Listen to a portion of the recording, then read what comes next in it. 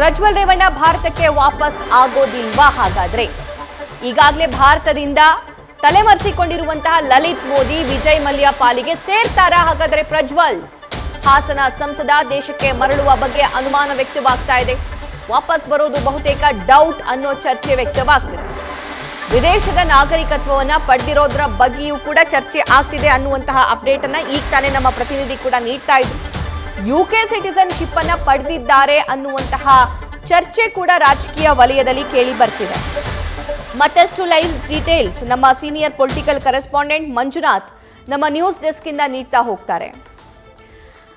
ವಿದೇಶಕ್ಕೆ ಪ್ರಜ್ವಲ್ ಅವರು ಹೋದಾಗಿನಿಂದ ಈಗ ಸಿಗ್ತಾ ಇರುವಂತಹ ಅಪ್ಡೇಟ್, ಅವರು ಬೇರೆ ದೇಶದ ಸಿಟಿಸನ್ಶಿಪ್ ಪಡೆದಿದ್ದಾರೆ ಅನ್ನುವಂತಹ ಮಾಹಿತಿ ಮಂಜುನಾಥ್. ಸೊ ಪ್ರಜ್ವಲ್ ಮುಂದೆ ಇರುವಂತಹ ಬೇರೆ ಬೇರೆ ಆಪ್ಷನ್ಸ್ಗಳು ಏನೇನು, ಆಗಿರಬಹುದು ಹಾಗಾದ್ರೆ?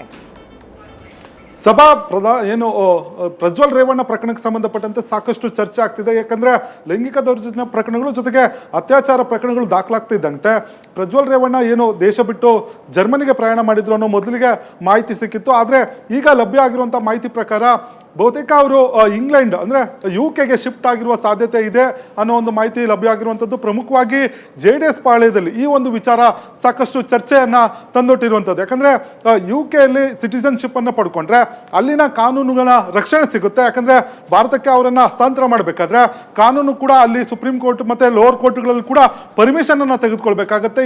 ಈ ನಿಟ್ಟಿನಲ್ಲಿ ಈಗಾಗಲೇ ಪ್ರಜ್ವಲ್ ದೇಶ ಬಿಡುವ ಮುನ್ನ ಎಲ್ಲವೂ ಕೂಡ ರಿಸರ್ಚ್ ಮಾಡಿ ಯಾವ ದೇಶಕ್ಕೆ ನಾನು ಹೋದರೆ ಸೇಫ್ಟಿ ಅಂದರೆ ಸೇಫ್ ಅನ್ನೋದು ಲೆಕ್ಕಾಚಾರದಲ್ಲಿ ಸಾಕಷ್ಟು ಮಾಹಿತಿಗಳನ್ನು ಕಲೆ ಹಾಕಿ ಜರ್ಮನಿಗೆ ಪ್ರಯಾಣ ಮಾಡಿ ಅಲ್ಲಿಂದ UK ಇಂಗ್ಲೆಂಡ್ನಲ್ಲಿ ಒಂದು ಸಿಟಿಸನ್ಶಿಪ್ ಸಿಟಿಸನ್ಶಿಪ್ಪನ್ನು ಪಡೆದುಕೊಳ್ಳೋದಕ್ಕೆ ಈಗಾಗಲೇ ಒಂದಷ್ಟು ಮಾಹಿತಿಗಳನ್ನು ಕಲೆ ಹಾಕಿದ್ದಾರೆ. ಜೊತೆಗೆ ಅಲ್ಲೇ ವಾಸ್ತವ್ಯವನ್ನು ಹೂಡಲಿಕ್ಕೆ ಕೂಡ ಎಲ್ಲ ರೀತಿಯ ಸಿದ್ಧತೆಗಳನ್ನು ನಡೆಸ್ಕೊಂಡಿದ್ದಾರೆ ಅನ್ನೋ ಒಂದು ಮಾಹಿತಿ ಲಭ್ಯ ಆಗಿರುವಂಥದ್ದು. ಯಾಕಂದರೆ ಹಿಂದೆ ದೇಶದಲ್ಲಿ ಪ್ರಮುಖ ಒಂದು ವ್ಯಕ್ತಿಗಳು, ಅದರಲ್ಲೂ ಕೂಡ ವಿಜಯ್ ಮಲ್ಯ ಆಗಿರ್ಬೋದು, ಜೊತೆಗೆ IPL ಚೇರ್ಮನ್ ಆಗಿದ್ದಂಥ ಲಲಿತ್ ಮೋದಿ ಇಂಗ್ಲೆಂಡ್ಗೆ ಭಾರತದಲ್ಲಿ ಒಂದು ಸಾಕಷ್ಟು ಹಗರಣಗಳು ಮಾಡಿ ವಿದೇಶಕ್ಕೆ ತೆರಳಿ ಅಲ್ಲಿ UK ಅದರಲ್ಲೂ ಪ್ರಮುಖವಾಗಿ UK ಸೆಟ್ಲ್ ಆಗ್ತಾರೆ, ತಮ್ಮ ಒಂದು ರಕ್ಷಣೆಯನ್ನು ಕೂಡ ಪಡ್ಕೊಳ್ತಾರೆ. ಆ ನಿಟ್ಟಿನಲ್ಲಿ ಪ್ರಜ್ವಲ್ ಕೂಡ ಈ ಒಂದು ಪ್ರಕರಣದಲ್ಲಿ ಒಂದು ಲೀಗಲಿ ಒಂದು ದೇಶದಲ್ಲಿ ಫೇಸ್ ಮಾಡೋದಕ್ಕೆ ಸಾಕಷ್ಟು ಕಷ್ಟ ಆಗುತ್ತೆ. ಹಾಗಾಗಿ ನಾನು ವಿದೇಶದಲ್ಲಿ ಇರಬೇಕು ಅನ್ನೋ ಒಂದು ನಿಟ್ಟಿನಲ್ಲಿ ಸಾಕಷ್ಟು ಒಂದು ರಿಸರ್ಚ್ ಮಾಡಿ ಈಗ UK ಶಿಫ್ಟ್ ಆಗಿದ್ದಾರೆ ಅನ್ನೋ ಒಂದು ಮಾಹಿತಿ ಕೂಡ ಲಭ್ಯ ಆಗಿರುವಂಥದ್ದು. ಸಭಾ, ಥ್ಯಾಂಕ್ ಯು ಮಂಜುನಾಥ್.